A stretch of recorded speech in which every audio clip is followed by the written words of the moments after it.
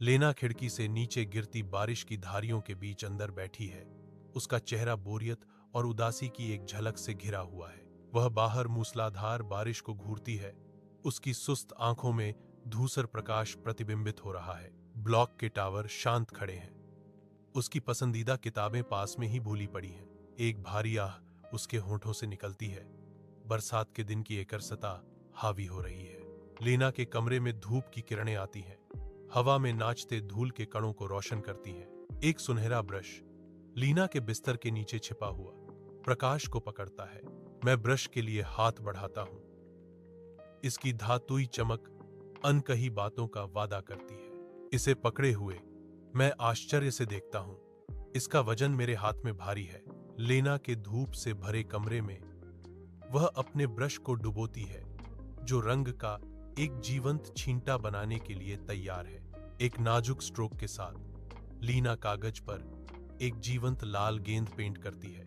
अचानक चित्रित गेंद पृष्ठ से उछलती है, असंभव सुंदरता के साथ वास्तविकता को चुनौती देती है। सुनहरी धूल हवा में घूमती है, एक जादुई आभा असाधारण घटना को घेरे हुए है। लेना दरवाजा बंद करती है। उसकी आंखों में उत्साह चमक रहा है। अपनी कलाई के एक झटके से जादू हवा भर देता है। रंगीन कैंडी का एक झरना हवा से प्रकट होता है। एक जीवंत पतंग दिखाई देती है, कमरे में नाचती हुई। कमरा सनक की पनाहगाह में बदल जाता है। लेना की हंसी उसके जादुई भरे कमरे में गूंजती है। टॉमी की दस्तक हॉल में गूंजती है, शांति भंग करती है। लीना, क्या तुम खेलने के लिए बाहर आ रही हो? लेना अपनी डेस्क पर बैठी चौंक जाती है।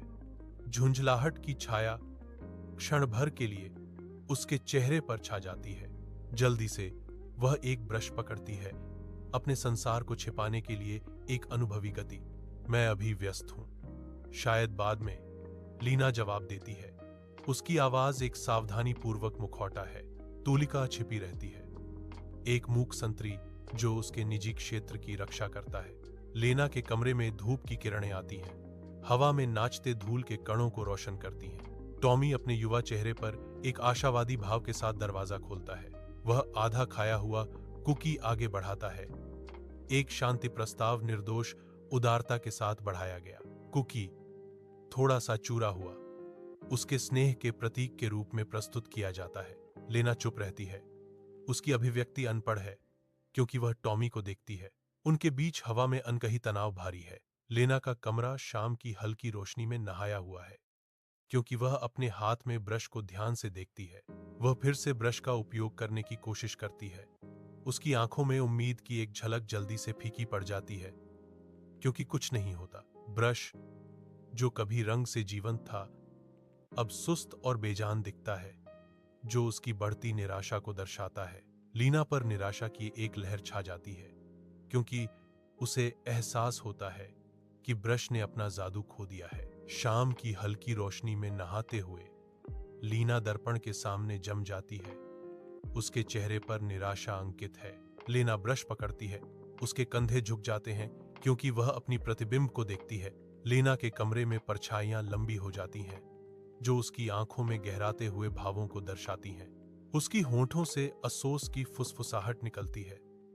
मुझे इसे साझा करना चाहिए था। खिड़की से लीना टॉमी के कमरे में एक दिल को छू लेने वाला दृश्य देखती है, जिसमें धूप आ रही है। टॉमी अन्य बच्चों के साथ अपने खिलौने साझा करता है। उसका चेहरा शुद्ध खुशी और उदारता से चमकता है। एक कोमल क्षण में टॉमी एक लड़की को उसके जूते बांधने में मदद करने के लिए घुटने टेकता है, जो उसकी देखभाल करने वाले स्वभाव को दर्शाता है। लीना की निगाहें नरम पड़ जाती हैं। गर्व और स्नेह का मिश्रण उसकी विशेषताओं को सुशोभित करता है, क्योंकि वह टॉमी की दयालुता को देखती है। लीना टॉमी के कमरे में प्रवेश करती है। खिड़की से धूप आ रही है। वह धीरे से एक ब्रश पकड़ती है, उसे पेश करती है। लेना का भाव कोमल, आमंत्रित करने वाला है। वह कहती है कि वह इसे साझा करना चाहती है। लीना बताती है। ब्रश उनके बीच लटका हुआ है, जो संबंध का प्रतीक है। विशाल विलो के नीचे धूप में नहाए हुए लीना और टॉमी एक साथ काम करते हैं। उनके आंदोलनों को एक साझा कार्य में सिंक्रनाइज किया गया है। लीना सावधानी पूर्वक एक स्लाइड बनाती है, उसके हाथ अभ्यास की आसानी से लकड़ी को आकार देते हैं। पास में टॉमी केंद्रित ऊर्जा के साथ काम करता है, झूलों का निर्माण करता है जो हंसी और लापरवाह खुशी का वादा करते हैं। हवा ताजी कटी हुई लकड़ी की खुशबू और उनके सहयोग की शांत आवाजों से भरी हुई है। सूर्य की रोशनी विलो के पत्तों से छनकर आती है, जिससे उनके चेहरों पर नाचते हुए छाया पड़ती है। एक साझा उद्देश्य की भावना और शांत संतुष्टि उनमें से विकीर्ण होती है, क्योंकि उनकी रचना आकार लेती है। विलोक पेड़ की फैली हुई बाहों के नीचे हंसी गूंजती है, क्योंकि वे एक अस्थाई मेरी गो राउंड बनाना शुरू करते हैं। जैसे ही वे एक ट्रम्पोलिन जोड़ते हैं, हवा प्रत्याशा से भर जाती है। इसकी सतह तनी हुई और ऊंची उड़ान भरने का वादा करती है। जैसे ही उनकी रचना आकार लेती है, आसपास के ब्रश से एक अलौकिक चमक निकलने लगती है। प्रकाश तेज होता है, दृश्य को एक अलौकिक चमक में नहलाता है, जो छिपी हुई ऊर्जा के साथ स्पंदित होता प्रतीत होता है। पूरा हुआ खेल का मैदान चमकता है, क्योंकि वास्तविकता और जादू के बीच की सीमा धुंधली हो जाती है। विशाल विलो पेड़ के नीचे गांव का खेल का मैदान जीवन से गुलजार है। बच्चों की हंसी और चंचल चिल्लाहटें हवा को शुद्ध आनंद से भर देती हैं। परिवार एकत्रित होते हैं, उनके चेहरे दिन की गर्मी और समुदाय से प्रकाशित होते हैं। झूले ऊंचे उड़ते हैं, बच्चों को साफ नीले आकाश की ओर ले जाते हैं। एक कैरोसेल घूमता है, रंग और युवा उत्साह का एक बवंडर। यह दृश्य एकता, खुशी और लापरवाह परित्याग की भावना विकीर्ण करता है। सूर्य की रोशनी विलो के पत्तों से छनकर जमीन पर नाचती हुई छायाएं बनाती है। एक हल्की हवा शाखाओं से फुसफुसाती है, पत्तियों को एक कोमल सिम्फनी में सरसराहट करती है। साझा करने से चीजें बेहतर होती हैं, टॉमी कहता है। उसकी आवाज हल्की और हवादार है। लेना सिर हिलाती है। उसकी आंखें धब्बेदार धूप को दर्शाती हैं। मैं सहमत हूं। जैसे ही शाम ढलती है, वे प्राचीन विलो पेड़ के नीचे अपने रंग इकट्ठा करते हैं। पहला ब्रश एक धुंधली, अलौकिक चमक छोड़ता है। एक और ब्रश चमकने लगता है। उसके ब्रिसल्स से एक नरम रोशनी निकलती है। उनके चारों ओर की हवा बिना कही गई जादू से घनी हो जाती है। चमकदार ब्रश शाम के समय उनके चेहरों को रोशन करते हैं। कला की एक शाम कुछ असाधारण में बदल जाती है। अपने धुंधले कमरे में लीना धीरे से एक पेंट ब्रश को एक डिब्बे में रखती है।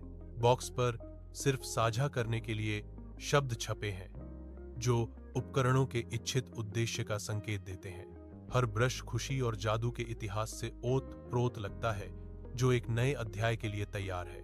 एक मार्मिक भावना है जो जाने देने की हवा में लटकी हुई है, क्योंकि लीना बक्से को सील करती है।